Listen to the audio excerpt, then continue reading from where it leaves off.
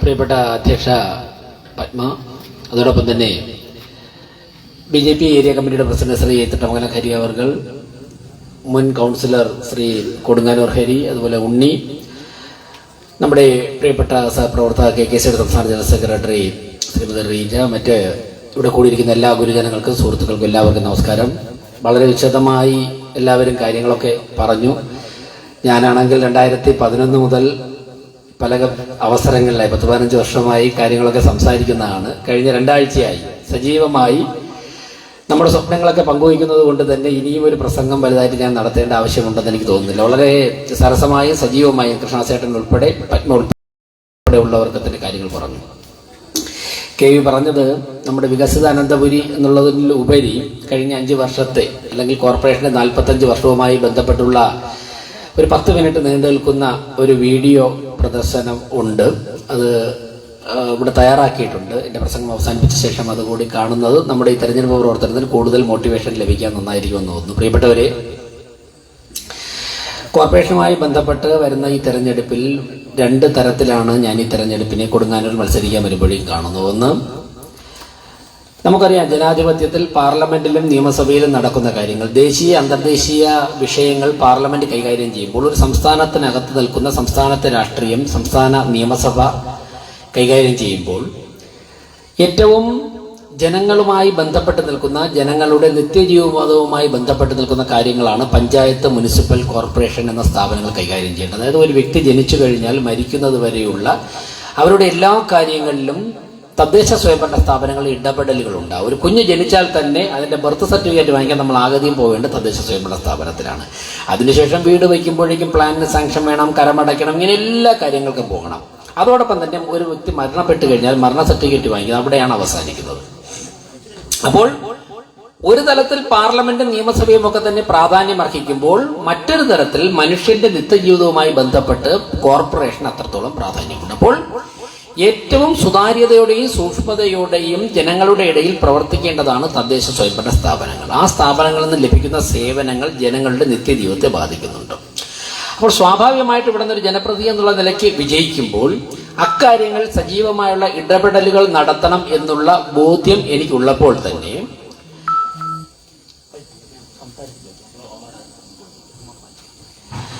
അപ്പോൾ അങ്ങനെയുള്ള കാര്യങ്ങൾ സജീവമായിട്ട് ഇടപെടണം എന്നുള്ള ഉത്തമ ബോധ്യം ഉള്ളപ്പോൾ തന്നെ കേരളത്തിന്റെ തലസ്ഥാനത്ത് പ്രവർത്തിക്കുന്ന നഗരസഭ, കേരളത്തിലെ ഏറ്റവും കൂടുതൽ വരുമാനമുള്ള, ഏറ്റവും കൂടുതൽ ജനങ്ങൾ ജീവിക്കുന്ന നഗരസഭ എന്നുള്ള തലത്തിൽ അതിലപ്പുറം ഒരു ഉത്തരവാദിത്വം കൂടി തിരുവനന്തപുരം കോർപ്പറേഷൻ ഉണ്ട്. കാരണം എന്താണ്? ഒരു 16 ലക്ഷം 17 ലക്ഷം ജനങ്ങളാണ് വോട്ടുള്ളവരും ഇല്ലാത്തവരും ഒറ്റ തിരുവനന്തപുരം കോർപ്പറേഷനിലുള്ളത്. പക്ഷേ ലക്ഷക്കണക്കിന് ആൾക്കാർ ദൈനംദിനം വന്നു പോകുന്നുണ്ട്. കേരളത്തിലെ തലസ്ഥാനമാണ്. സ്വാഭാവികമായിട്ടും തിരുവനന്തപുരം എങ്ങനെ ചിന്തിക്കുന്നു എന്നുള്ളതനുസരിച്ചിട്ടാണ് കേരളത്തിലെ രാഷ്ട്രീയം മുന്നോട്ട് പോകുന്നത്. അതുകൊണ്ട് തന്നെ തിരുവനന്തപുരത്തെ ഓരോ ഇടപെടലും സംസ്ഥാന രാഷ്ട്രീയവും ദേശീയ രാഷ്ട്രീയവും വളരെ സൂക്ഷ്മമായി നിരീക്ഷിക്കുകയാണ്. ആ ഒരു പ്രാധാന്യം കൂടി കണക്കിലെടുത്തുകൊണ്ടാണ് കൊടുങ്ങാനൂർ വാർഡിൽ മത്സരിക്കുന്നത്. നമുക്ക് ഒരുപാട് കാര്യങ്ങൾ ചെയ്യുവാനുണ്ട്. ഞാൻ കൊടുങ്ങാനൂർ വാർഡിൽ നിന്ന് മത്സരിക്കുമ്പോഴേക്കും ചെയ്യാനുള്ള കാര്യങ്ങളെക്കുറിച്ച് പറയുന്നതിന് മുൻപ് തന്നെ ഞാൻ ഒരുപാട് സമയമെടുക്കുന്നില്ല. കാരണം ഇനി നമുക്ക് 5 വർഷം ഇതുപോലെ തന്നെ കൂടുതൽ ആഴത്തിൽ സംവദിക്കേണ്ടതായിട്ടുണ്ട്, ചില മറുപടികൾ പറയേണ്ടതായിട്ടുണ്ട്. അതുകൊണ്ട് ഞാൻ ഒരുപാട് കാര്യങ്ങൾ പറയുന്നില്ല. പക്ഷേ ഞാൻ ചില വീടുകളിൽ ചെന്നപ്പോഴേക്കും LDFന്റെയും UDFന്റെയും ഒക്കെ ആൾക്കാർ ചെന്നിട്ട് ഇവിടെയുള്ള ആളല്ല മത്സരിക്കുന്നത് എന്ന് പറഞ്ഞു. ഞാനെന്ത് ആകാശത്ത് നിന്നാണോ അല്ലെങ്കിൽ ഞാൻ ശൂന്യാകാശത്ത് നിന്നാണോ? ഞാൻ ചോദിക്കട്ടെ, അങ്ങനെയാണെങ്കിൽ K മുരളീധരൻ ഇവിടെ ഈ മണ്ഡലത്തിൽ ജനിച്ചു വളർന്നിട്ടാണ് ഇവിടെ മത്സരിച്ചത്. VK പ്രശാന്ത് MLA ഇവിടെ ജനിച്ചു വളർന്നിട്ടാണ് മത്സരിക്കുന്നത്. എന്റെ വാർഡ് വനിതാ വാർഡായിപ്പോയി, ഞാൻ വനിതയല്ല, തൊട്ടടുത്തേ മത്സരിക്കാൻ പറ്റുള്ളൂ. സ്വാഭാവികമല്ലേ? ഇപ്പൊ നന്ദഭാർഗവൻ നെട്ടയത്താണ്, നന്ദഭാർഗവന്റെ വാർഡ് വനിതാ വാർഡായി, നന്ദഭാർഗവൻ വട്ടിയൂർക്കാവിൽ മത്സരിക്കുന്നു. ഗിരിയുടെ വാർഡ് കഴിഞ്ഞതിന് വലിയ വിള വനിതാ വാർഡായി, ഗിരി PTPയിൽ മത്സരിച്ചു. MR ഗോവൻ ജനിച്ചു വളർന്ന മേലാങ്കോടാണ്. MR ഗോവൻ മത്സരിക്കുന്നത് പൊന്നുമംഗലത്തും തൊട്ടപ്പുറത്തും നേമത്തുമാണ്. അശോക് കുമാർ സാറിന്റെ വാർഡ് പെരുന്താന്നിയാണ്. സാർ ഇപ്പം മത്സരിക്കുന്നത് പേട്ടയിലാണ്. പെരുന്താന്നി വനിതാ വാർഡായി. ഇപ്പൊ ഇത്രയും ബോധമില്ലാത്ത മത്സരിച്ച വാർഡ് വനിതാ വാർഡായി പോയതുകൊണ്ട് അപ്പുറത്തെ വാർഡിൽ മത്സരിക്കുന്നത് എന്നുള്ള രാഷ്ട്രീയ ബോധം പോലും ഇല്ലാതെ ഇക്കാര്യങ്ങൾ പറഞ്ഞ് പ്രചരിപ്പിക്കുമ്പോൾ നമ്മൾ മനസ്സിലാക്കേണ്ടത് നമ്മുടെ വിജയം സുനിശ്ചിതമാണ്. BJPയെ കുറിച്ചോ സ്ഥാനാർത്ഥിയെ കുറിച്ചോ മറ്റൊന്നും പറയാനില്ലാത്തതുകൊണ്ടാണല്ലോ അയാൾ അപ്പുറത്തെ വീട്ടിൽ നിന്നാണെന്ന് മത്സരിക്കുന്നത് പറയും. ഞാനൊരു കാര്യം പറയാം, ഇവിടെ മത്സരിക്കുന്ന മറ്റുള്ള എല്ലാ സ്ഥാനാർത്ഥികളോടുള്ള സമ്പൂർണ്ണ ബഹുമാനം വെച്ചുകൊണ്ട് ഞാൻ പറയട്ടെ, 2011 വട്ടിയൂർക്കാവ് നിയോജക മണ്ഡലത്തിൽ നിന്ന് അസംബ്ലി തെരഞ്ഞെടുപ്പിൽ മത്സരിക്കണമെന്നുള്ള ഒരു ചർച്ച വന്ന 2010 മുതൽ തന്നെ വട്ടിയൂർക്കാവും കൊടുങ്ങാനും ഒക്കെ കേന്ദ്രീകരിച്ച് ഞാൻ പ്രവർത്തിച്ചു തുടങ്ങിയതാണ്. 2011 എനിക്ക് തോന്നുന്നത് അന്ന് വി മുരളീധരൻ ജി കാസർഗോഡ് നിന്ന് തിരുവനന്തപുരത്തേക്ക് നയിച്ച ഒരു പദയാത്രയുണ്ട്. ഞാൻ ആ പദയാത്രയിൽ പങ്കെടുത്ത് കണ്ണൂർ വന്നപ്പോഴാണ് ജമ്മു കാശ്മീരിലേക്ക് ദേശീയ പതാകയുമായി ലാൽ ചൌക്കിലേക്ക് യുവമോർച്ചയുടെ ഒരു മാർച്ച്. ഞാൻ യുവമോർച്ചയുടെ സംസ്ഥാന പ്രസിഡന്റ് ആയിരുന്നു.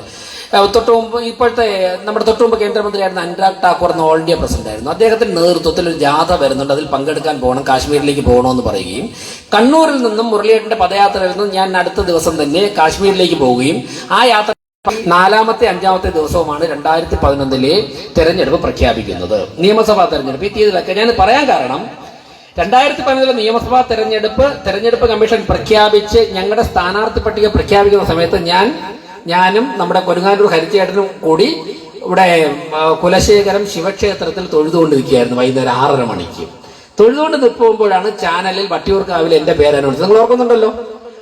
തൊഴുതിട്ട് ഞങ്ങൾ നേരെ ഇറങ്ങി വോട്ട് പിടിച്ചു തുടങ്ങി. അപ്പോഴാണ് തെരഞ്ഞെടുപ്പിൽ സ്ഥാനാർത്ഥികളെ തെരഞ്ഞെടുപ്പൊക്കെ പ്രഖ്യാപിച്ചെന്ന് കുലശേഖരത്തുള്ള ആൾക്കാർ അറിയുന്നത്. അപ്പൊ ഹരിച്ചേട്ടനോട് ചോദിച്ചു, അതിന് തെരഞ്ഞെടുപ്പൊക്കെ ഇനി ആയോ? അപ്പൊ അദ്ദേഹം പറഞ്ഞു തെരഞ്ഞെടുപ്പ് പ്രഖ്യാപിച്ചു, രാജേഷിനെ ഇവിടെ സ്ഥാനാർത്ഥിയായിട്ട് പ്രഖ്യാപിച്ചു. അതായത് 2011 ഞാൻ ആദ്യം നിയമസഭയിൽ മത്സരിക്കുമ്പോൾ വോട്ട് പിടിച്ചു തുടങ്ങിയത് കുലശേഖരത്ത് നിന്നാണ്. ഞങ്ങൾ ഒരുമിച്ചുണ്ടായിരുന്നു.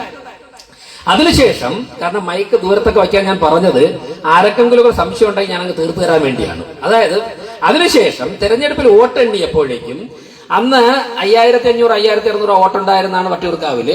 അതായത് അതിൽ തൊട്ടു മുമ്പ് ജയലക്ഷ്മി ടീച്ചറാണ് ഇവിടെ മത്സരിച്ചത്. അപ്പോ എന്നിട്ട് ഞാനിവിടെ മത്സരിച്ചു. 13494 വോട്ടാണ് എനിക്ക് 2011 നിയമസഭയിൽ കിട്ടിയത്. എല്ലാം ഇലക്ഷൻ കമ്മീഷന്റെ സൈറ്റിലുണ്ട് ഈ പറയുന്ന കാര്യങ്ങൾ. 13494 വോട്ട്.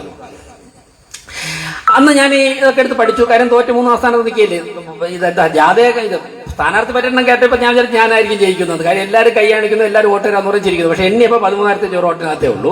എന്നിട്ട് ഞാനിതൊക്കെ എടുത്ത് പഠിച്ചപ്പോൾ നോക്കിയപ്പോഴേക്കും അതിൽ വളരെ സന്തോഷകരമായ ഒരു വസ്തുത, ഒരു ബൂത്തിൽ 500 കൂടുതൽ വോട്ടുണ്ട്. ആകെ 13500 വോട്ട് കിട്ടുമ്പോൾ ഒരു ബൂത്തിൽ 500 കൂടുതൽ വോട്ട്. ഞാൻ കഴിഞ്ഞ ദിവസം പത്മയുടെ ഒരു ഗെറ്റ് ടുഗദറിൽ ഞാൻ പറഞ്ഞിരുന്നല്ലോ, ആ ബൂത്ത് നോക്കിയപ്പോൾ നമ്മൾ അജിച്ചേട്ടന്റെ ബൂത്താണ്, പ്ലാവോട് അജിച്ചേട്ടന്റെ ബൂത്ത്. ആ ബൂത്തിനെ കുറിച്ച് കാര്യമായിട്ട് റിസർച്ച് നടത്തിയപ്പോഴാണ് മനസ്സിലായത്. നേരത്തെ ഇവിടെ പത്മയും അതുപോലെ തന്നെ ആർക്ക് സംസാരിച്ചപ്പോഴേക്കും KV ഒക്കെ പറഞ്ഞില്ലേ ഇവിടുത്തെ അടിത്തറ, ഇവിടെ എങ്ങനെയാണ് സംഘപ്രസ്ഥാനങ്ങളുടെ അടിത്തറ രൂപപ്പെട്ടത് എന്നുള്ളതിനെ കുറിച്ചുള്ള റിസർച്ച് ആയിരുന്നു അത്. അപ്പോൾ എനിക്ക് മനസ്സിലായി റിസൾട്ട് ഉണ്ടാക്കാൻ പറ്റുന്ന ഒരു സ്ഥലമാണിതെന്ന്. അന്ന് കോർപ്പറേഷനിൽ 6 കൗൺസിലർമാരേ ഉള്ളൂ 2011. എന്നിട്ട് അപ്പൊ ഇവിടുത്തെ ഒരു ഗ്രാമീണ മേഖലയാണ്, നമുക്ക് വളരെ സ്നേഹബന്ധങ്ങൾ കാത്തുസൂക്ഷിക്കുന്ന നേതാക്കന്മാരാണുള്ളത്, പ്രവർത്തകരാണുള്ളത്. അന്ന് ഉണ്ണിയൊക്കെ ഉണ്ട്, ഉണ്ണിയുണ്ട്, സുമാരൻ മേശ്ശേരി ഇപ്പൊ മരണപ്പെട്ടു പോയി ഉണ്ട്, പിന്നെ ഹരിച്ചേട്ടനുണ്ട്.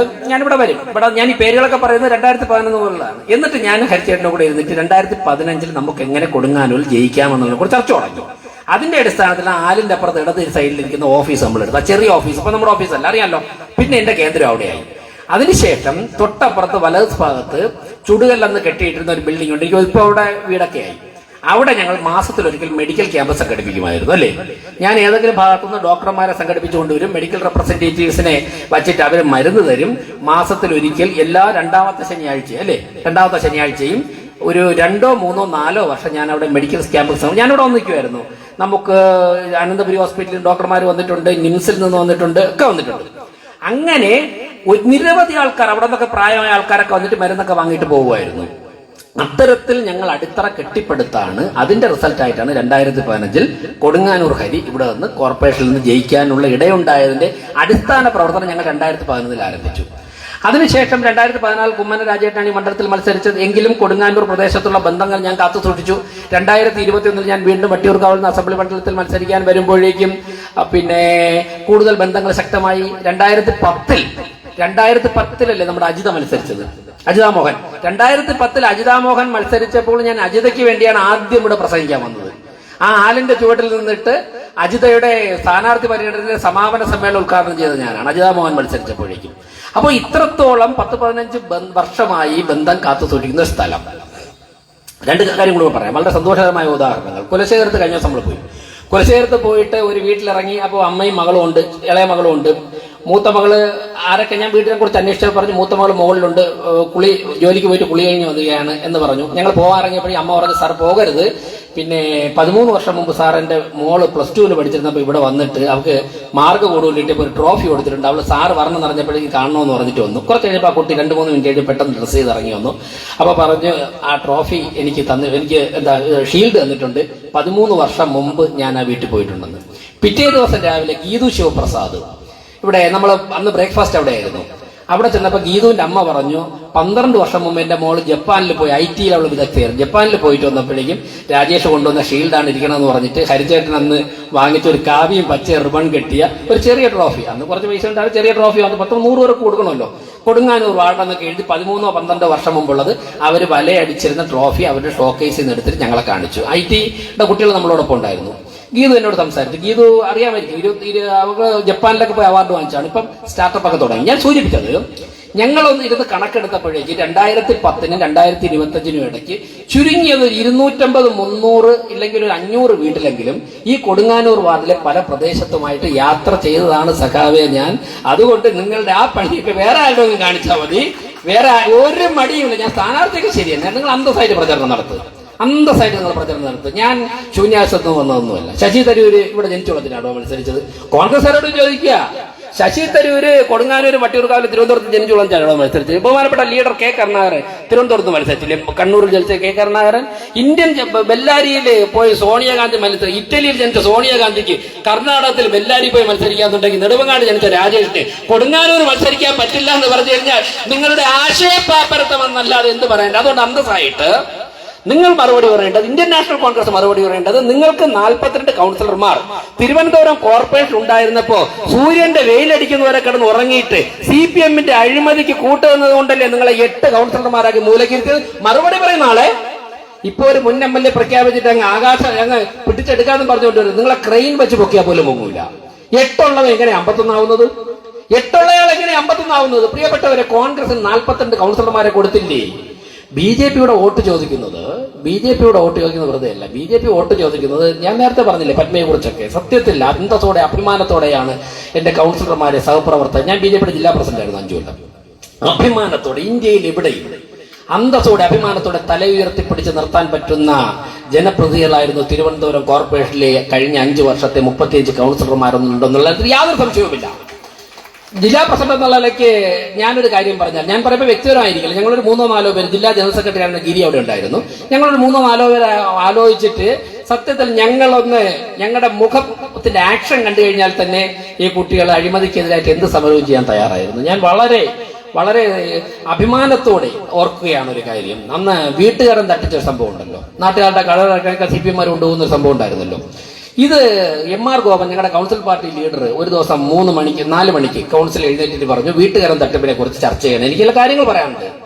നമ്മുടെ ആര്യ രാജേന്ദ്രൻ മൈക്ക് കൊടുത്തില്ല. ഞങ്ങൾ സഭ ബഹിഷ്കരിച്ചു. സഭയ്ക്കകത്ത് വലിയ ബോളവും തർക്കമൊക്കെ നടന്നു കഴിഞ്ഞാൽ അങ്ങനെയുള്ള ദിവസങ്ങൾ ഞങ്ങൾ ഒരുമിച്ച് ഞങ്ങളുടെ കൗൺസിലർമാരുടെ റൂമിലേക്ക് വന്നിരുന്നു. ആകെ പ്രതിസന്ധിയായി, വിഷയം അവതരിപ്പിക്കാൻ പറ്റുന്നില്ല. അപ്പൊ ഞാൻ ചോദിച്ചു എന്ത് ചെയ്യാം? അപ്പൊ ഇവരൊക്കെ വരും, ഈ കുട്ടികളൊക്കെ തന്നെ ഞങ്ങൾ കൂടെ വന്ന് എല്ലാവരും കൂടെ വളഞ്ഞിരിക്കുന്നു. അപ്പൊ അശോകുമാർ സാർ പറഞ്ഞു നമുക്ക് സമരം ആരംഭിക്കാം. ഞങ്ങൾ അപ്പോൾ ഒറ്റ തീരുമാനമെടുത്തു, ഇന്ന് നമ്മൾ കൗൺസിലിൽ നിന്ന് പോകുന്നില്ല. ഒന്ന് ആലോചിച്ച് നോക്കണം, ഇവരൊക്കെ വീട്ടിൽ ഭർത്താവുണ്ട്, മക്കളുണ്ട്, അസുഖമായ മക്കളൊക്കെ ഉണ്ട്. പക്ഷേ വനിത ഉൾപ്പെടെ പറയാം നമുക്ക് പോണ്ട, നമുക്കിവിടെ ഇരിക്കാം. അന്ന് ഞങ്ങൾ അപ്പം തന്നെ തീരുമാനമെടുത്തു, ഇനി ഈ വിഷയം ചർച്ചയ്ക്കെടുത്തതിന് ശേഷം മാത്രമേ പരിഹരിച്ചിട്ട് ഞങ്ങൾ വീട്ടിൽ പോകുന്നു. ഇവരെല്ലാവരും കൂടി ഞങ്ങൾ ഒരുമിച്ച് സത്യാഗ്രഹിക്കാൻ ആരംഭിച്ചു. അശോകുമാർ സാറിന് രാത്രി ഒരു 10-12 മണിയൊക്കെ ആയപ്പോൾ സാറിന്റെ കാലിന്റെ വണ്ണയൊക്കെ ഇങ്ങനെ ചുവന്നു. കാരണം സാറിന് പ്രായമുണ്ട്. സാർ അത്രയും നേരം ഇരുന്നപ്പോഴേക്കും ഞാൻ പറഞ്ഞു സാറേ വീട്ടിൽ പോകണം. സാർ പറഞ്ഞു പോകുന്നില്ല, ഇരിക്കുന്നു. സാർ രാവിലെ വരുന്നു. പ്രിയപ്പെട്ടവരെ, ഞങ്ങൾ 1 ദിവസം വരുന്നു, 2 ദിവസം വരുന്നു, 3 ദിവസം വരുന്നു, 15 ദിവസം വരുന്നു, 20 ദിവസം വരുന്നു. CPM അനങ്ങുന്നില്ല. 21 ദിവസം വീണ്ടും ഞങ്ങൾ കോർ കമ്മിറ്റി ഒരുമിച്ച് കൂടി. ഞങ്ങൾ 6 പേരാണ് കോർ കമ്മിറ്റിയിലുള്ളത്. 6 പേര് ഒരുമിച്ച് കൂടി. അതിനുശേഷം തീരുമാനം എടുക്കാൻ പറ്റുന്നില്ല. 35 കൗൺസിലർമാരെ ഞാൻ വിളിച്ചു. ഞാൻ ചോദിച്ചു എന്ത് ചെയ്യാം? പത്മ ഉൾപ്പെടെ ഉള്ളവർ പറഞ്ഞു ചേട്ടാ നമുക്ക് ഇനി ഇവരുടെ മുമ്പിൽ മാറ്റൊന്നും കാണാൻ നമുക്ക് നിരാഹാരത്തിലേക്ക് പോകാം. ഒന്ന് ആലോചിച്ച് നോക്കി, ഈ പെൺകുട്ടികളൊക്കെ പറയാം ഉപവാസത്തിലേക്ക് പോകാം. ഞാൻ പറഞ്ഞു അസുഖമുള്ളവർ മാറി നിൽക്കൂ, കിടക്കണ്ട. എല്ലാവരും പറഞ്ഞു ഞങ്ങൾ 34 പേരും കിടക്കാം, ജില്ലാ പ്രസിഡന്റ് മാത്രം ഉപവസിക്കേണ്ട കാര്യമില്ല, കാര്യം ഇതൊക്കെ കോർഡിനേറ്റ് ചെയ്യാനൊക്കെ പോകണം, സംഘർഷമൊക്കെ നടക്കും, പണം വേണം, സത്യാഗ്രഹ സമരം നടത്തണമെങ്കിൽ പൈസ വേണ്ടേ? എല്ലാ ദിവസവും പുറത്ത് സമരം നടക്കണം, അകത്ത് സമരം നടക്കണം, പോലീസ് വരും, ലാത്തി ചാർജ് കിടക്കും, അവരെ ജയിലിൽ കൊണ്ടുപോകും, ആശുപത്രി കൊണ്ടുപോകും. ഇതൊക്കെ സംരക്ഷിക്കാൻ വേണ്ടിയിട്ട് കുറച്ച് ആൾക്കാർ വേണ്ടേ? അപ്പൊ ചേട്ടൻ പുറത്ത് നിൽക്കുക, ഞങ്ങളെല്ലാം കിടക്കാം. ചെമ്പഴന്തി, ജാനകി അമ്മാൾ, അശോക് കുമാർ സാറ്, പത്മ, ഗിരി, നന്ദഭാർഗവ് എല്ലാവരും കിടക്കും. കിടന്നു 24 മണിക്കൂർ കഴിഞ്ഞപ്പോഴേക്കും ജാനകി അമ്മ ഫോർട്ട് വാർഡ് കൊടുത്തു. വളരെ പ്രായമുണ്ട്, പൊതുപ്രവർത്തനത്തിൽ വളരെ സജീവമൊന്നും ആയിരുന്നില്ല. ചേച്ചി ഗ്യാസ്ട്രോ പ്രോബ്ലം എന്നല്ലേ ജാനകി അമ്മ 24 മണിക്കൂർ കഴിഞ്ഞപ്പോൾ ജാനകി അമ്മ ഒമിറ്റ് ചെയ്ത് തുടങ്ങി. നമ്മൾ അവരെ ഹോസ്പിറ്റലിലേക്ക് ആക്കി. ഞാൻ ഇവരോടൊക്കെ പത്മയോടൊക്കെ പിറ്റേന്ന് രാവിലേക്ക് ഇവരൊക്കെ ആകെ ടയർഡാണോ, ഞാൻ പറഞ്ഞു നിങ്ങൾ പിക്കുമെന്ന് പറഞ്ഞത്. ഇവരാരും പോയില്ല. അങ്ങനെ 9 ദിവസം നമ്മൾ ഉപവാസം കിടന്നപ്പോഴേക്കും ശാന്തി അറസ്റ്റ്. ഞാൻ സൂചിപ്പിച്ചത് ത്യാഗോജ്വലമായ പോരാട്ടം കഴിഞ്ഞ 5 വർഷം തിരുവനന്തപുരത്തെയും കേരളത്തിലെയും ജനങ്ങൾക്ക് വേണ്ടി നടത്തിയിട്ടാണ് പ്രിയപ്പെട്ട സഖാക്കന്മാരെ ഞങ്ങൾ തെരഞ്ഞെടുപ്പിൽ വരുന്നത്.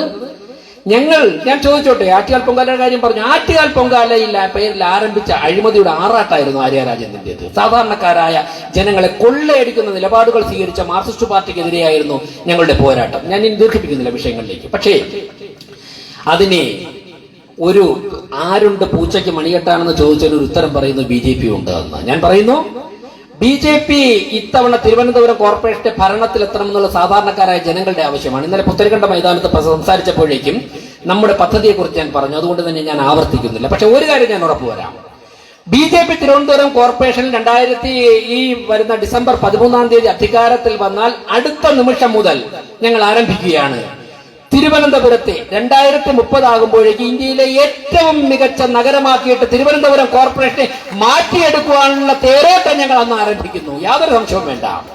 തിരുവനന്തപുരത്തെ ഇന്ത്യയുടെ സാമ്പത്തിക തലസ്ഥാനം, മുംബൈ എന്നൊരൊറ്റ പോർട്ട് കൊണ്ട് മഹാരാഷ്ട്ര ഇന്ത്യയുടെ സാമ്പത്തിക തലസ്ഥാനമായി യാതൊരു സംശയവും വേണ്ട. രാജീവ് ചന്ദ്രശേഖരുടെയും നരേന്ദ്രമോദിയുടെയും നേതൃത്വത്തിൽ വിഴിഞ്ഞം പോർട്ട്, അതോടൊപ്പം തന്നെ IT മേഖല, ടെക്നോ പാർക്ക് ഉൾപ്പെടുന്ന IT മേഖല, പത്മനാഭസ്വാമി ക്ഷേത്രം, നമ്മുടെ മെഡിക്കൽ ടൂറിസം, ശ്രീചിത്ര മെഡിക്കൽ സെന്ററിന്റെ നേതൃത്വത്തിൽ നടക്കാൻ പോകുന്ന മെഡിക്കൽ ടൂറിസം, ഈ 4 പദ്ധതികളിലൂടെ തെക്കേ ഇന്ത്യയുടെ സാമ്പത്തിക തലസ്ഥാനമായിട്ട് തിരുവനന്തപുരത്തെ മാറ്റുമെന്നുള്ള കാര്യത്തിൽ യാതൊരു സംശയവുമില്ല എന്ന് എന്നെ കേൾക്കുന്നവരോട് ഞാൻ പറയുകയാണ്. അതിൽ CPM നേതാക്കന്മാരുടെ മക്കൾക്ക് ജോലി കിട്ടും, കോൺഗ്രസ് നേതാക്കന്മാരുടെ മക്കൾക്ക് ജോലി കിട്ടും, രാഷ്ട്രീയം ഇല്ലാത്തവരുടെ കിട്ടും, എല്ലാം ലഭിക്കും. യാതൊരു സംശയവും വേണ്ട പ്രിയപ്പെട്ടവരെ. അതിന് ആ രീതിയിലേക്ക് നമ്മുടെ തിരുവനന്തപുരം വളരണമെങ്കിൽ ആദ്യം അടിസ്ഥാന പ്രശ്നം പരിഹരിക്കണം. അടിസ്ഥാന പ്രശ്നം പരിഹരിക്കണമെങ്കിൽ കോർപ്പറേഷൻ ഉണർന്ന് പ്രവർത്തിക്കണം. ഒരു സംശയവും വേണ്ട. നമ്മൾ ജനങ്ങളിലേക്ക് ഇറങ്ങുന്ന ഭരണാധികാരികളായിരിക്കും. ഒരു സംശയവും വേണ്ട. ആര്യ രാജേന്ദ്രൻ 5 വർഷം കഴിഞ്ഞപ്പോഴേക്കും ആര്യ രാജേന്ദ്രനെ പുറത്തു കാണിക്കാൻ പറ്റാത്തൊരവസ്ഥയിലേക്ക് എത്തി. ആര്യ രാജ്യത്തിന് ആറ്റുകാൽ പൊങ്കാല പേരിൽ അഴിമതി നടത്തിയപ്പോഴേക്കും ആര്യ രാജ്യത്തിന് നിങ്ങൾ നിയന്ത്രിച്ചില്ല. 5 വർഷവും നിങ്ങൾ കയറൂടിയിട്ടിരിക്കുകയായിരുന്നു. എന്തിനാണ്? നിങ്ങൾക്ക് അഴിമതി കാണിക്കണം, അവരെ ഒപ്പിച്ചോട്ടെ. ഈ രീതിയിലുള്ള ഭരണത്തിന്റെ അവസാനം കാണേണ്ട സമയമായിരിക്കുകയാണ്. ഞാൻ ദീർഘിപ്പിക്കുന്നില്ല. കോൺഗ്രസ് പല സ്ഥലങ്ങളിലും നേതാക്കന്മാരെ നിർത്തിയിട്ടുണ്ട്. സ്പോയിലർ എന്ന് പറയില്ലേ, സ്പോയിലറുടെ ജോലിയാണ് ചെയ്യുന്നത്. എന്താണ്? BJPക്ക് വിജയസാധ്യതയുള്ള സ്ഥലങ്ങളിൽ BJPയുടെ വോട്ട് പിടിച്ചെടുക്കാമെന്നുള്ള വ്യാമോഹത്തിലാണ് നിർത്തിയിരിക്കുന്നതെങ്കിൽ ആര് ജയിക്കും? നിങ്ങൾ പൊട്ടന്മാരായിരിക്കും, നിങ്ങൾ മണ്ടന്മാരായിരിക്കും. നിങ്ങളെപ്പോലെ മണ്ടന്മാരല്ല ജനങ്ങൾ. കാരണം നിങ്ങൾക്ക് വോട്ട് ചെയ്ത് കഴിഞ്ഞാൽ CPMനെ സഹായിക്കുന്ന തുല്യമായി. ഞാൻ ഒരു കാര്യത്തിൽ കോൺഗ്രസിന്റെ മുദ്രാവാക്യത്തോട് യോജിക്കുകയാണ്. ഭരണം മാറണം, ഭരണം മാറണം. നിങ്ങളുടെ മുദ്രാവാക്യത്തോട് ഞാൻ യോജിക്കുക. ജനങ്ങൾ പറയുന്നു ഭരണം മാറണം, UDF പറയുന്നു ഭരണം മാറണം, BJP പറയുന്നു ഭരണം മാറണം. രണ്ടാമത്, ഭരണം മാറണമെങ്കിൽ എന്താ ചെയ്യേണ്ടത്? പ്രതിപക്ഷത്തിരിക്കുന്ന കഴിവുള്ളവൻ അധികാരത്തിൽ കൊണ്ടുവരണം. 8 സീറ്റുള്ളവൻ എങ്ങനെ 51 ആക്കുന്നു? അതിനേക്കാൾ എളുപ്പമല്ലേ 35 ഉള്ള ആളിനാ 20 സീറ്റ് 2ാം സ്ഥാനത്തേക്കുന്ന ആളിന് 55 ആക്കും. അപ്പൊ ഭരണം മാറണമെന്ന് കോൺഗ്രസ് പറയുന്നതിന്റെ ബെനിഫിറ്റ് ഉണ്ടാക്കാൻ പോകുന്നത് BJPയുടെ മുന്നേറ്റത്തിനാണെന്നുള്ള കാര്യത്തിൽ യാതൊരു സംശയവും വേണ്ട. പ്രിയപ്പെട്ടവരെ, അഭിമാനത്തോടെയുള്ള ഒരു പോരാട്ടം നടത്തി തിരുവനന്തപുരം കോർപ്പറേഷനിൽ ഏറ്റവും നല്ല ഭൂരിപക്ഷത്തിൽ BJP തിരുവനന്തപുരം കൊടുങ്ങാനൂരിൽ നിന്ന് വിജയിക്കുന്ന ഒരു സാഹചര്യം സൃഷ്ടിക്കുവാൻ പര്യാപ്തമായ പ്രവർത്തകരാണ് ഇവിടെയുള്ളത്. ഈ വാർഡ് മത്സരിക്കുവാൻ വേണ്ടി ഇന്ന വാർഡിൽ മത്സരിക്കണമെന്ന് പറഞ്ഞതോ കോർപ്പറേഷൻ മത്സരിക്കണമെന്ന് ആവശ്യപ്പെട്ടതോ ഞാനല്ല, മറിച്ച് പാർട്ടിയാണ്.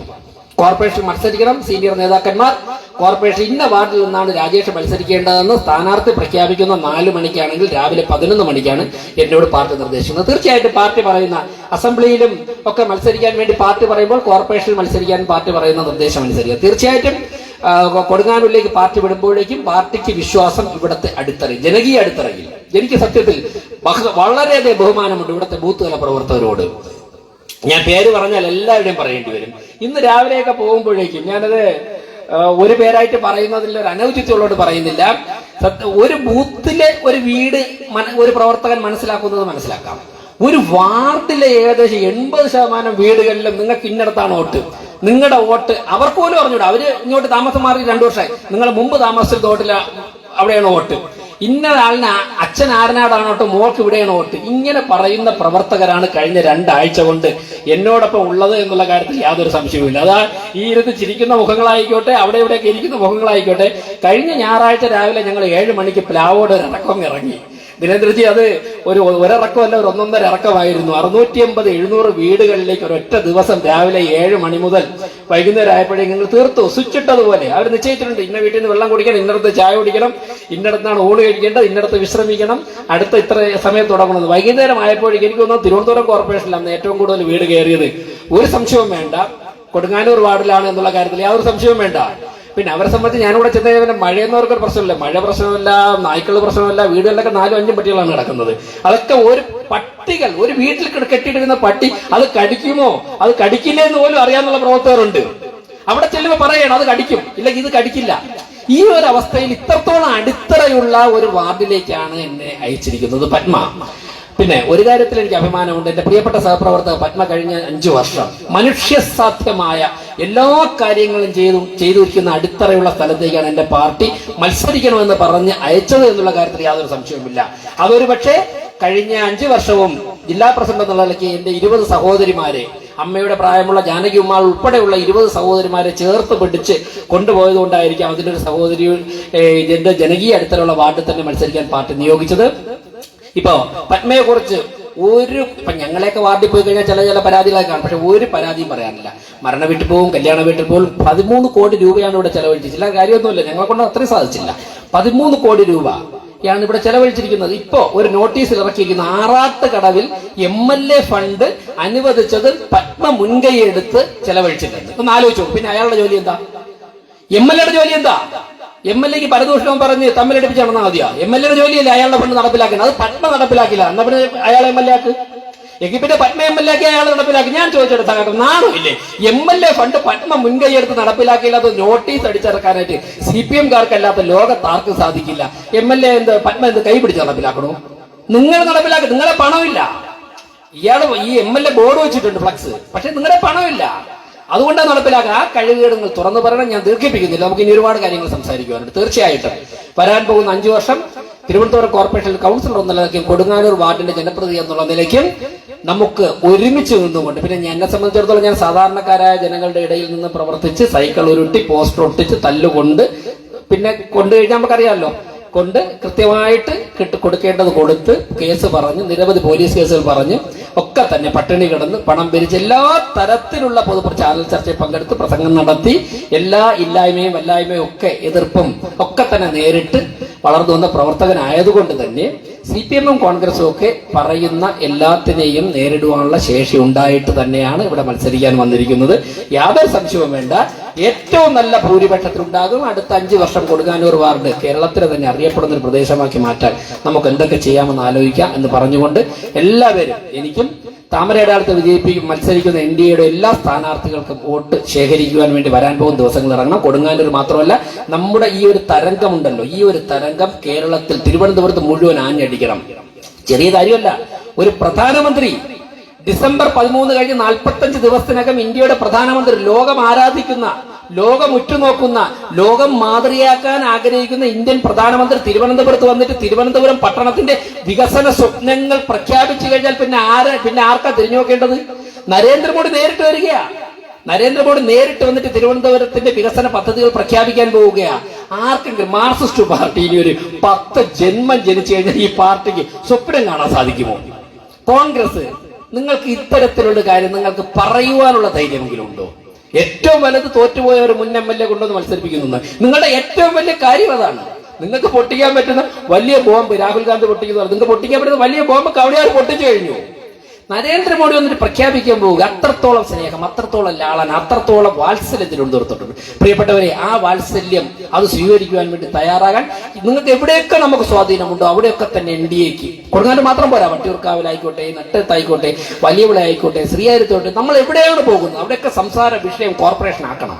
ആക്കി താമരയടയാളത്തിൽ NDA സ്ഥാനാർത്ഥികൾ മത്സരിക്കുന്ന ചിഹ്നത്തിൽ വോട്ട് ശേഖരിക്കുവാൻ വേണ്ടിയുള്ള മാനസികാവസ്ഥ നിങ്ങൾക്ക് ഉണ്ടാവട്ടെ എന്ന് പറഞ്ഞുകൊണ്ട് വരാൻ പോകുന്ന 5 വർഷം ഏറ്റവും നല്ലൊരു പൊതുപ്രവർത്തകനം നടത്താൻ നമുക്ക് കൊടുങ്ങാനൂർ സാധിക്കുമെന്ന് പറഞ്ഞുകൊണ്ട് താമരയടയാളത്തിൽ ഒരിക്കൽ കൂടി വോട്ട് ചോദിച്ചുകൊണ്ട് ഇത്രയും ദിവസം മനോഹരമായി പ്രവർത്തിച്ച എല്ലാവരോടും എന്റെ കടപ്പാട് അർപ്പിച്ചുകൊണ്ട് നിർത്തട്ടെ. നന്ദി, നമസ്കാരം.